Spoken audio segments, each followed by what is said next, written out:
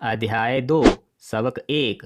अमीर लोग पैसे के लिए काम नहीं करते तो फिर किसके लिए काम करते हैं। इस अध्याय में लेखक अपने स्कूल के दिनों की एक छोटी सी कहानी सुनाते हुए कहते हैं कि 1956 की बात है, जब वह केवल 9 साल के थे। वह एक शुगर प्लांटेशन के कस्बे में रहते थे। कस्बे में बहुत सारे अमीर लोग रहते थे। लेखक के लिए किस्मत की बात यह थी कि शुगर प्लांटेशन के इस कस्बे में रहने की वजह से वह भी उसी प्राइवेट स्कूल में पढ़ते थे। यहाँ इस कस्बे के अमीर लोगों के बच्चे पढ़ा करते थे। स्कूल में सिर्फ आथर और उनके दोस्त माइक ही ऐसे दो लड़के थे जो कि रिच फैमिली से बिलोंग नहीं करते थे। बाकी सभी बच्चे अमीर परिवारों से थे। स्कूल में आथर और माइक का एक और दोस्त बन जाता है जो रिच फैमिली से था। जिम्मी नाम का यह लड़का अपने 3 दूसरे दोस्तों को अपने समुद्र तट वाले घर पिकनिक के लिए ले जाता है, लेकिन लेखक और माइक को साथ लेने से मना कर देता है। आथर बताते हैं कि जिम्मी ने उन्हें अपने साथ इसलिए नहीं लिया था क्योंकि वह गरीब बच्चे थे। जब वह इस स्कूल में पढ़ते थे तो वह अक्सर अमीर फैमिलीज के बच्चों को बड़ी कारों में आते देखते थे जो बदलती रहती थी। इन फैमिलीज के बच्चों के पास हर चीज़ नई होती थी। लेखक अक्सर यह सोचते कि यह लोग इतने अमीर आखिर कैसे हैं, क्यों हैं। एक दिन घर जाकर वह अपने डैड से एक सवाल पूछते हैं जब उनके डैड अखबार पढ़ रहे होते हैं। डैड, क्या आप मुझे बता सकते हैं कि अमीर कैसे बना जाता है। स्कूल में अमीर बच्चों को देखकर वह भी अमीर बनना चाहते थे। कुछ देर खामोशी छाई रहती है, फिर उनके डैड उनसे पूछते हैं, तुम अमीर क्यों बनना चाहते हो। जवाब में लेखक ने वह सारी बातें बताईं जो वह स्कूल में अमीर बच्चों के साथ देखता था, और उन्होंने यह भी बताया कि कैसे उनका एक दोस्त जिम्मी उनको और माइक को पिकनिक पर इसलिए नहीं ले गया क्योंकि वह गरीब बच्चे थे। यह सब सुनकर आथर के डैड ने अखबार को नीचे रख दिया और कुछ सोचने लग गए। लेखक यह महसूस कर सकते थे कि वह क्या सोच रहे हैं। फिर आथर के डैड ने धीमे से कहा, अगर तुम अमीर बनना चाहते हो तो तुम्हें पैसा बनाना सीखना होगा। मैं पैसे बनाना कैसे सीख सकता हूँ। जवाब मिला, अपने दिमाग के इस्तेमाल से। पैसा कैसे बनाया जाता है इसका असली मतलब शायद उनके डैड भी नहीं जानते थे। इसीलिए उन्होंने कहा, बस मैं तुम्हें इतना ही बता सकता हूँ। इसके बाद आथर अपने स्कूल में सबसे अच्छे दोस्त माइक से पैसे और अमीर कैसे बना जाए इस बारे में बात करते हैं। पैसा कैसे बनाया जाए इस पर दोनों बच्चे सोचने लगते हैं और फिर दोनों एक दूसरे के साथ पार्टनरशिप करने का वादा करते हैं। काफ़ी सोचने के बाद आखिरकार उनके दिमाग में एक विचार दस्तक देता है। यह एक ऐसा विचार था जिसके बारे में उन्होंने साइंस की किताब में पढ़ा था। रोमांचित होकर दोनों दोस्तों ने हाथ मिलाए। एक साझेदारी होती है क्योंकि पार्टनरशिप के पास अब एक बिजनेस है। अगले कुछ हफ्तों में दोनों ने पड़ोसियों के घरों में जाकर यह कहा कि वह अपने टूथपेस्ट ट्यूब इस्तेमाल करने के बाद उनके लिए बचा कर रख दें। हैरत से उन्हें देखकर ज़्यादातर लोग उनकी बात मान लेते हैं। कुछ सप्ताह बाद आथर की मां उन पर बहुत दुखी हो जाती है क्योंकि उन्होंने पड़ोसियों के मुड़े तुड़े इस्तेमाल किए गए टूथपेस्ट के ट्यूब इकट्ठा करने की जो जगह चुनी थी वह उनकी वॉशिंग मशीन के पास थी। उनकी मां उनसे कहती है, तुम लोग यह क्या कर रहे हो। और अब मैं फिर से यह नहीं सुनना चाहती कि यह एक बिजनेस सीक्रेट है। इस कचरे को साफ कर दो, नहीं तो मैं इसे बाहर फेंक दूंगी। दोनों मां से गुजारिश करते हैं कि पर्याप्त कच्चा माल इकट्ठा होने के बाद वह उत्पादन शुरू करेंगे और उनकी यह वेयर हाउस खाली कर देंगे। जब वह प्रोडक्ट बना रहे थे तो इतने में वहाँ पर आथर के डैड अपने दोस्त के साथ आते हैं और देखते हैं कि दोनों बच्चे कोयले के साथ जल रही एक हिवाची ग्रिल पर कुछ बनाने में जुटे हुए हैं। और दोनों के बदन सफ़ेद पाउडर से लिपटे हुए हैं। यह सफ़ेद पाउडर प्लास्टर ऑफ पेरिस था। कुछ देर देखने के बाद आखिरकार बे पूछते हैं, तुम यह क्या कर रहे हो? जस्ते से एक सिक्का गिराकर आथर कहते हैं, हम वही कर रहे हैं जो आपने कहा था, हम पैसा बना रहे हैं। इस पर आथर के डैडी के दोस्त जोर से हंस पड़ते हैं और फिर दोनों बच्चों को यह सब कुछ छोड़ छाड़ कर घर की सीढ़ी के पास बैठने को कहा जाता है। दोनों बच्चे बैठ जाते हैं। कुछ देर खामोशी छाई रहती है और फिर उन्हें बताया जाता है कि यह गैर कानूनी है। हाँ, गैर कानूनी। दोनों बच्चों के सपने धराशायी हो जाते हैं। कुछ देर खामोशी छाई रहती है और फिर वे सब साफ करके हटाना शुरू करते हैं जिससे वह सिक्के बना रहे थे।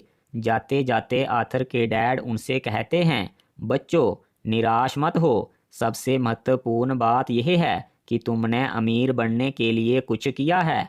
ज़्यादातर लोग केवल सोचते रहते हैं, सपने देखते हैं, लेकिन एक्शन नहीं करते। तुम्हें बस यह जानने की ज़रूरत है कि कानून का सदुपयोग करते हुए सही तरीके से अमीर कैसे बना जाता है। हार मत मानो और इस पर सोचते रहो कि सही तरीके से पैसा बनाने का आखिर क्या मतलब होता है।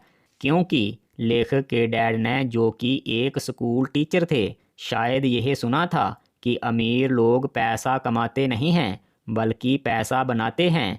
एक स्कूल टीचर होने के नाते उन्हें सिर्फ पढ़ाना अच्छा लगता था। वह यह नहीं जानते थे कि पैसे बनाने का असली मतलब क्या होता है। फिर आथर के डैड, जो स्कूल टीचर थे, आथर और उसके दोस्त माइक से कहते हैं कि अगर तुम सच में अमीर बनना चाहते हो तो यह रहस्य माइक के डैड से सीखो, क्योंकि उन्होंने यह सुना था कि माइक के डैड पैसा बनाना अच्छी तरह से जानते हैं। इस पर माइक उनसे पूछता है, अगर मेरे डैडी अमीर बनना जानते हैं तो फिर वह अमीर क्यों नहीं बनते?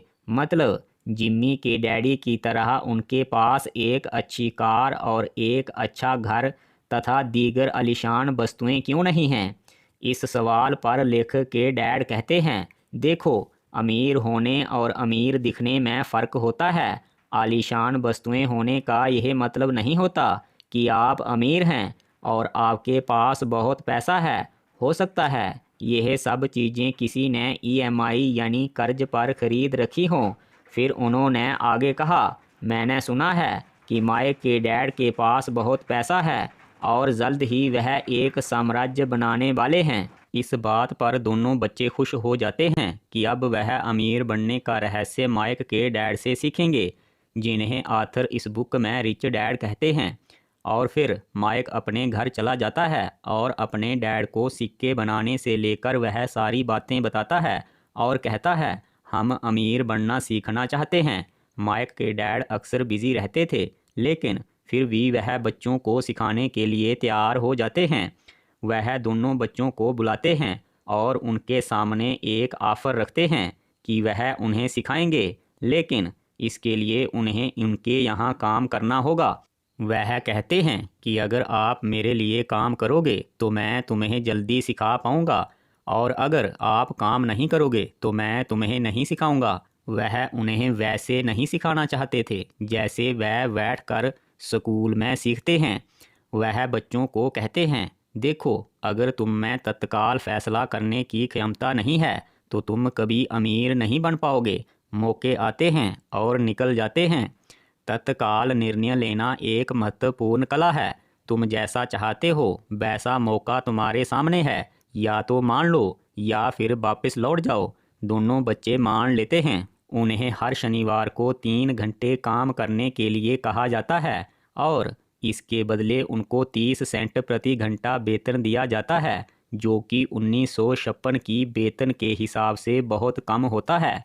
हर शनिवार दोनों बच्चे सुबह 9 बजे काम पर आ जाते हैं और मिसिज मार्टिन नाम की एक कड़क मैनेजर के साथ उन्हें काम करना पड़ता है। दोनों दोस्त मिसिज मार्टिन के पास जाकर 3 घंटे काम करते और बदले में वह 3 छोटे सिक्के उनको थमा देती।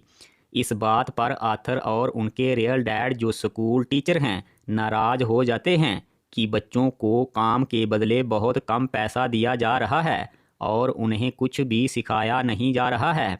आखिरकार रॉबर्ट माइक से कहते हैं कि वह अपने डैड को बताए कि या तो उनकी तनख्वाह बढ़ाई जाए या फिर वह काम छोड़ देंगे। माइक रॉबर्ट को बताता है कि उनके डैड ने कहा है जब रॉबर्ट काम छोड़ने और वेतन बढ़ाने को कहे तो उसे एक बार उनसे मिलने को कह देना। आर्थर अब माइक के डैड के पास मिलने जाते हैं तो आगे पहले से ही कुछ कर्मचारी बाहर इंतज़ार कर रहे होते हैं। आर्थर को लंबे इंतज़ार के बाद अंदर बुलाया जाता है। माइक के डैड उनसे कहते हैं, अच्छा तो आप चाहते हैं कि या तो आपका वेतन बढ़ाया जाए या फिर आप काम छोड़ देंगे। रॉबर्ट माइक के डैड पर अब बहुत गुस्सा होते हैं कि एक तो वह बहुत कम तनख्वाह पर काम कर रहे हैं और दूसरा उन्हें कुछ भी सिखाया नहीं जा रहा है।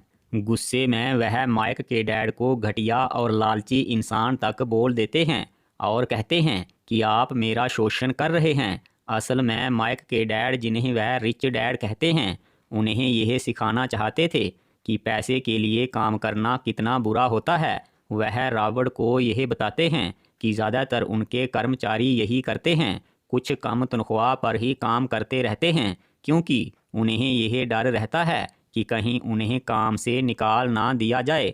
कुछ तनख्वाह में बढ़ोतरी की मांग करते हैं और कुछ काम छोड़कर चले जाते हैं और थोड़ी ज़्यादा तनख्वाह वाली नौकरी करने लगते हैं, परंतु इससे उनकी समस्या का हल नहीं होता। उनके सामने पैसे की समस्या वैसी की वैसी ही बनी रहती है।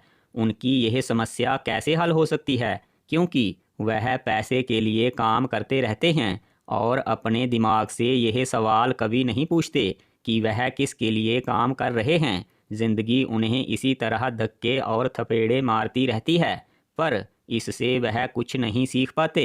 यह लोग सारी जिंदगी तनख्वाह बढ़ने के लालच और नौकरी के चले जाने के डर, इन दो भावनाओं पर चलते रहते हैं और पैसे की कमी से जूझते रहते हैं। ज़्यादा पैसे मिलना या तनख्वाह बढ़ने से समस्या नहीं सुलझती, तो फिर समस्या कैसे सुलझती है? इस सवाल पर आर्थर को एक महत्वपूर्ण सबक मिला था और वह यह है कि गरीब और मध्यवर्गीय लोग पैसे के लिए काम करते हैं, जबकि अमीर लोग पैसे के तंत्र को बनाने के लिए काम करते हैं, यानी एक ऐसा सिस्टम बनाने के लिए काम करते हैं जो उन्हें पैसा बनाकर दे और फिर सिस्टम और पैसा अमीरों के लिए काम करता है। आर्थर के अनुसार उनके अमीर डैडी इस बात पर खुश थे कि वह कम तनख्वाह पर काम करने के लिए राजी नहीं है और सीखना चाहता है। आर्थर के अमीर डैडी उनको उनके रियल डैड की मिसाल देकर बताते हैं, जो कि स्कूल टीचर हैं। वह कहते हैं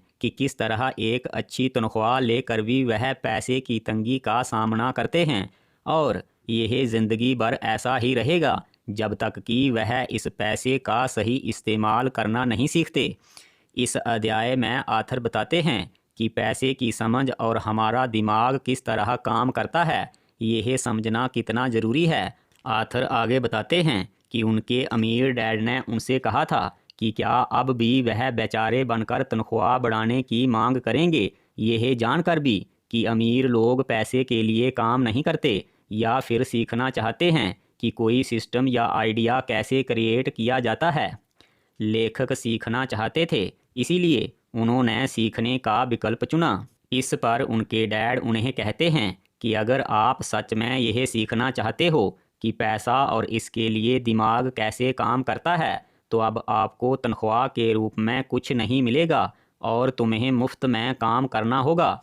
यह थोड़ा लेखक को बुरा लगा, लेकिन चूंकि वह सीखना चाहते थे, इसीलिए फिर मुफ्त में भी काम करने के लिए तैयार हो गए और मुफ्त में काम करने की इस बात को अपने रियल डैड से छुपा कर रखा। आर्थर के अमीर डैडी उन्हें यह भी समझाते हैं कि किस तरह ज़्यादा तनख्वाह वाले कर्मचारियों को ज़्यादा टैक्स देना पड़ता है, जबकि एक कारपोरेशन सिस्टम का मालिक उनसे कम टैक्स पे करता है। पैसे से अपने लिए काम कैसे करवाएं, यह ज़िंदगी भर चलने वाली पढ़ाई है जो कि स्कूलों में नहीं मिलती बल्कि रियल लाइफ में मिलती है। अगले 3 हफ्तों तक आर्थर और उनका दोस्त माइक मुफ्त में काम करते रहते हैं। यहाँ पर आथर के अमीर डैड यह देखना चाहते थे कि दोनों बच्चे पैसे के बारे में सीखने के लिए कितनी प्रबल इच्छा रखते हैं। क्या यह इसके लिए मुफ्त में काम करने के लिए भी तैयार हैं या नहीं। 3 सप्ताह बाद वह उनसे मिलने आते हैं और यह पूछते हैं कि क्या अब तक ऐसी लाइफ से उन्हें कुछ सीखने को मिला है। वह कुछ लोगों की एग्जाम्पल देकर उन्हें बताते हैं कि किस तरह कुछ लोग पैसे के लालच और डर की भावनाओं से कभी बाहर नहीं आ पाते और पैसे की तंगी से जूझते रहते हैं।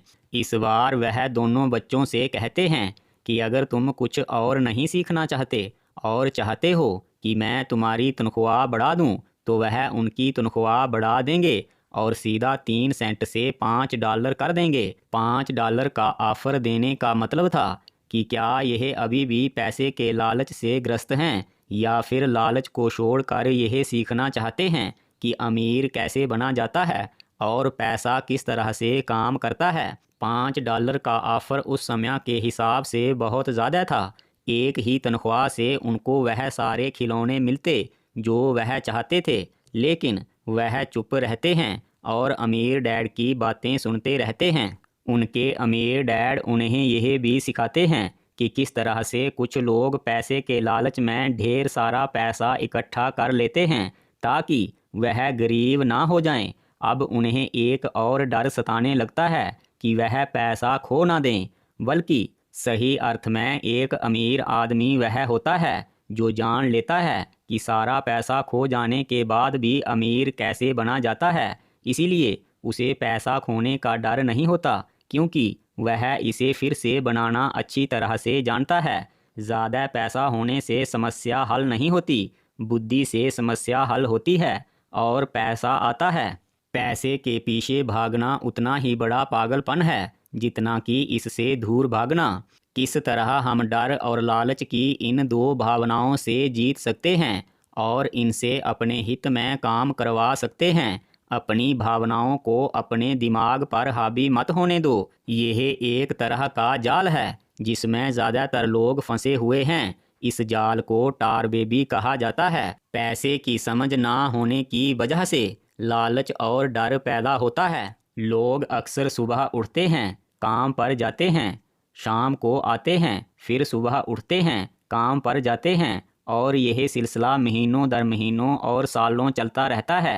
यह सब वह डर और लालच के चलते करते हैं और कभी खुद से यह नहीं पूछते कि क्या कोई दूसरा रास्ता भी है। नौकरी लंबे समय तक चलने वाली समस्या का समाधान नहीं है। हमें यह भी सोचना चाहिए कि क्या कोई और रास्ता भी है जो बढ़िया हो सकता है। नौकरी के साथ साथ हमें पैसे से आज़ादी पाने वाले ऐसे सिस्टम के बारे में भी सोचना चाहिए जिससे नौकरी खोने का डर और पैसे का लालच खत्म हो सके। पैसा एक तरह की ताकत है, लेकिन इससे भी बड़ी ताकत है वित्तीय शिक्षा। हमें वित्तीय शिक्षा लेकर पैसे की ताकत को समझना चाहिए। हमें पैसे के लिए गुलाम नहीं बनना चाहिए। उनके अमीर डैडी उन्हें बताते हैं कि अमीर लोग हकीकत में पैसा बनाते हैं, वे इसके लिए काम नहीं करते। और जब तुम शीशे के सिक्के बना रहे थे तो तुम उसी रास्ते पर चल रहे थे जिस पर अमीर लोग चलते हैं। फ़र्क सिर्फ इतना था कि यह आपके लिए गैर कानूनी था। सरकार और बैंकों के लिए यह कानूनी होता है, लेकिन आम आदमी के लिए यह गैर कानूनी होता है। हकीकत में अमीर लोग जानते हैं कि धन एक भ्रम है जो शकड़े में जुते हुए एक गधे के सामने लड़की गाजर की तरह है। उनके अमीर डैड उनसे कहते हैं कि जितना जल्दी हो सके तनख्वाह की इम्पॉर्टेंस को भूल जाओ और अपने दिमाग को इस काम पर लगाओ कि क्या कोई दूसरा विकल्प है जो बढ़िया हो सकता है। तो जल्द ही तुम्हारा दिमाग तुम्हें पैसे बनाने के दूसरे तरीके बता देगा और उन तरीकों से तुम इस नौकरी की तनख्वाह से कहीं ज़्यादा कमा लोगे। तुम ऐसी अपॉर्चुनिटीज़ देख पाओगे जो दूसरे नहीं देख पाते। इस अध्याय के अनुसार दोनों बच्चे उनकी इस शिक्षा पर लगभग 2 हफ्ते तक बात करते हुए सोचते रहते हैं और मुफ्त में हर शनिवार काम करते हैं। फिर एक दिन आर्थर और उसके दोस्त ने देखा कि स्टोर की मैनेजर मिसिज मार्टिन स्टोर में पड़े कॉमिक्स के पहले पेज को आधा काट कर उसे संभाल कर अपने पास रख लिया करती है और बाकी की पुस्तक को एक बड़े से कार्डबोर्ड के डिब्बे में डाल दिया करती है। जब आर्थर ने पूछा कि वह इन कॉमिक्स का क्या करती है तो उन्होंने कहा पुरानी हो जाने पर वह उन्हें फेंक देती है और इस आधे कवर को केवल क्रेडिट के लिए कॉमिक बुक डिस्ट्रीब्यूटर को दे देती है। वह 1 घंटे में आने वाला है। जल्द ही वह डिस्ट्रीब्यूटर आ गया और फिर आर्थर उनसे पूछता है कि क्या उन्हें यह कॉमिक्स मिल सकती हैं। इस पर उसने जवाब दिया, अगर आप इस स्टोर में काम करते हैं और आप यह वादा करते हैं कि आप इन्हें दोबारा नहीं बेचोगे तो यह आपको मिलेंगी। यह सब वह इसलिए पूछ रहे थे क्योंकि उनके दिमाग में एक आइडिया ने दस्तक दी थी। आर्थर ने वह देखा था जो उसने पहले कभी नहीं देखा, लेकिन चूंकि अब उन्हें नौकरी के बदले में पैसा नहीं मिलता था, इसीलिए उनकी ज़रूरत ने उनके दिमाग की कल्पना शक्ति को जगाया था। दोनों दोस्तों के बीच एक बार फिर से पार्टनरशिप होती है। माइक की मां से उन्होंने एक खाली कमरा लिया जो इस्तेमाल में नहीं था। वहां पर दोनों एक कॉमिक्स लाइब्रेरी सेट कर लेते हैं। जल्द ही कॉमिक्स लाइब्रेरी लोगों के लिए खोल दी जाती है। माइक की छोटी बहन को पढ़ने का बहुत शौक होता है, इसीलिए उसे लाइब्रेरियन बना दिया जाता है। लाइब्रेरी में आने वाले हर बच्चे से 10 सेंट लिए जाते हैं। स्कूल ख़त्म होने के बाद हर दोपहर को 2:30 से 4:30 बजे तक लाइब्रेरी खुलती है और पड़ोस के बहुत से बच्चे उनके ग्राहक बन जाते हैं। उस वक्त एक कॉमिक की कीमत 10 सेंट होती थी और एक आदमी 2 घंटे में लगभग 4 से 5 कॉमिक्स पढ़ लेता था। यह एक बढ़िया सौदा था। उनका लाइब्रेरियन यानी माइक की बहन जाते वक्त हर बच्चे की तलाशी लेती कि कोई कॉमिक्स छुपा कर तो नहीं ले रहा है। वह हर बात का रिकॉर्ड भी रखती। इस तरह आर्थर के अनुसार इस लाइब्रेरी से लगभग 3 महीने तक हर हफ्ते $9.5 का औसतन लाभ हुआ, जो कि उनकी तनख्वाह से कहीं ज़्यादा था। दोनों दोस्तों ने एक और शाखा खोलने की सोची, लेकिन माइक की बहन की तरह उन्हें एक अच्छा लाइब्रेरियन नहीं मिला। इस छोटी सी उम्र में उन्होंने यह जान लिया था कि एक अच्छे कर्मचारी को ढूंढना कितना मुश्किल होता है। इस बिजनेस पर उनके अमीर डैड काफ़ी खुश हुए क्योंकि उन्होंने यह जान लिया था कि उनकी शिक्षा ने बच्चों पर काम किया है और उनके पास और ऐसी बहुत सी बातें थीं जो वे उनको सिखाना चाहते थे। कुछ हद तक दोनों ने उनके इस सबक को सीख लिया था कि पैसे का सिस्टम बनाकर पैसे और सिस्टम से अपने लिए काम कैसे करवाया जाता है। कॉमिक्स लाइब्रेरी उनका अपना बिजनेस था और वह किसी मालिक के मोहताज नहीं थे।